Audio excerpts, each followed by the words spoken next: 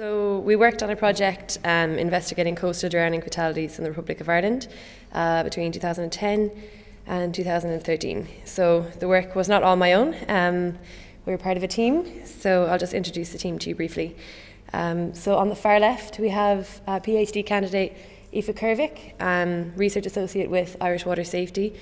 Next to her, we have Mr. Roger Sweeney. He is the Deputy CEO and PR marketer of Irish Water Safety.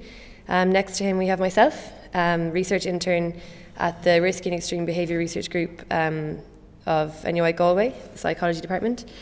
Then we have Danny Dix of RNLI from the UK. She's the data officer there. Then we have the project coordinator, Dr. Kieran Sarma of the School of Psychology and leader of Risky and Extreme Behaviour Research Group.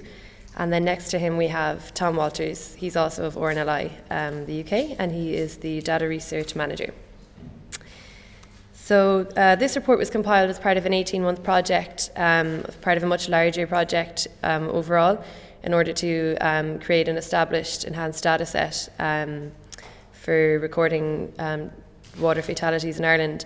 But it was also included as part of a subdivision of the RNLI's water-based drowning fatalities report on coastal drowning.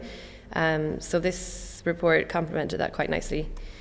So background on drowning, I'm sure you're all well aware, drowning is a global concern at the minute, with in excess of 400,000 people drowning each year. Particularly in Ireland, it's quite an issue at the minute for public health problems too. It's accounted for 132 on average each year, and it does persist as a significant health concern in Ireland. So just to define what coastal drowning actually means, coastal drowning refers to drowning fatalities occurring in sea or salt water, primarily in open sea, beaches, rocks, estuaries or dock areas in the Republic of Ireland. So this report has been kind of compiled in order to identify the extent and the nature to which those coastal drownings have been occurring in the Republic of Ireland between 2010 and 2013. And to just capture detailed events to sort of provide a further awareness of how those are occurring and what's leading to them. And at the minute, we're in a position where there are substantial opportunities to create and enhance a database and work from there to improve greater coverage of those events. So I suppose the overall project aims were to enhance the Irish coastal drowning fatality records and also to produce statistical estimates on which to ground those for scientific evidence. So methods, how do we go about doing this? Initially, we obtained ethical approval to run the project, and then we obtained C67 forms from An Garda Síochána.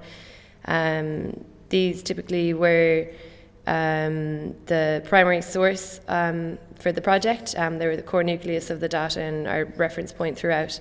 To date, these can be at times underreported.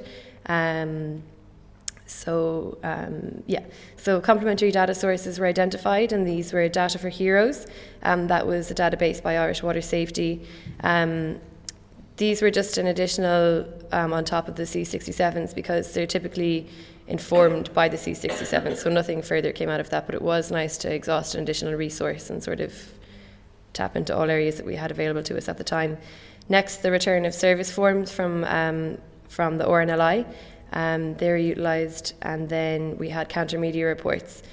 So in Ireland we have an online media database whereby all media reports are compiled into one area, so that was good. That was a good additional resource to secondary. So then we went about the search protocol and the kind of inclusion requirements. We went by location first to, initially identify whether or not it was a coastal drowning. So we went by location, and then, unfortunately, name of victim, where that was possible. At times, names weren't always reported, particularly in the media reports. Sometimes details such as that were omitted.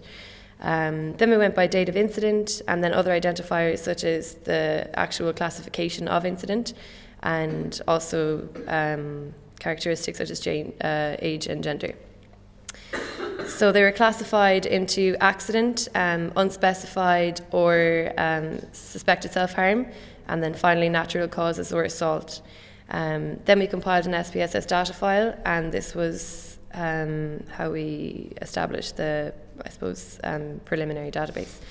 And then we ran some descriptive analyses and established the following. So the complementary data sources improved the scope of the initial records from documenting 70 coastal drownings to 198. So it was worthwhile including all data sources that we had available to us, even though they weren't all necessarily primary, secondary were beneficial in this instance. So coastal drowning deaths did account for 39% of drownings between 2010 and 2013.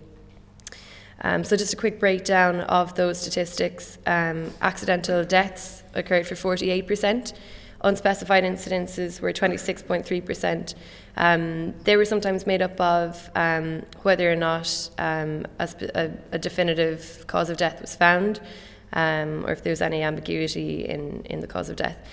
Suspected self-harm, that accounted for 24.7%. And then finally, natural causes and assault accounted for 1%. So a quick rundown, I suppose, of the ratio between gender and classification of incident.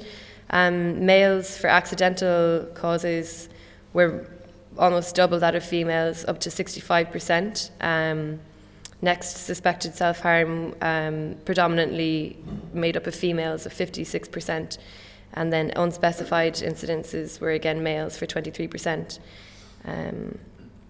So, I mean, an enhanced database would give further enlightenment as to what's actually going on in those categories. Where gender and age were documented, it was found that 82% of all fatalities were actually made up of males. So this tends to be, gender does seem to have some influence in these cases. And between 13 and 69 years of age accounted for 81% of overall fatalities. So location-wise, location was another important factor that we looked into. County Cork leading with the predominant range of deaths of 15 per year, and then followed up by Galway, and then I suppose Donegal after that. So it is worth noting that we didn't necessarily weight the population per county in relation to the deaths that occurred, but this is something that we hope to do in the future once we have an established database. So to conclude, between 2010 and 2013, coastal fatalities did amount to about 40% of those deaths in the Republic of Ireland, and those at risk seem to be males, particularly over the 30 years category. So this cohort does suggest that it probably would hopefully benefit most from targeted intervention design in the future. But in order to do that, we do need an established taxonomy database in order to inform scientific grounded intervention design for the future. And Aoife Kervick will be speaking to you about this later on in greater detail, and I'll take any questions that you have now. Thanks very much for listening.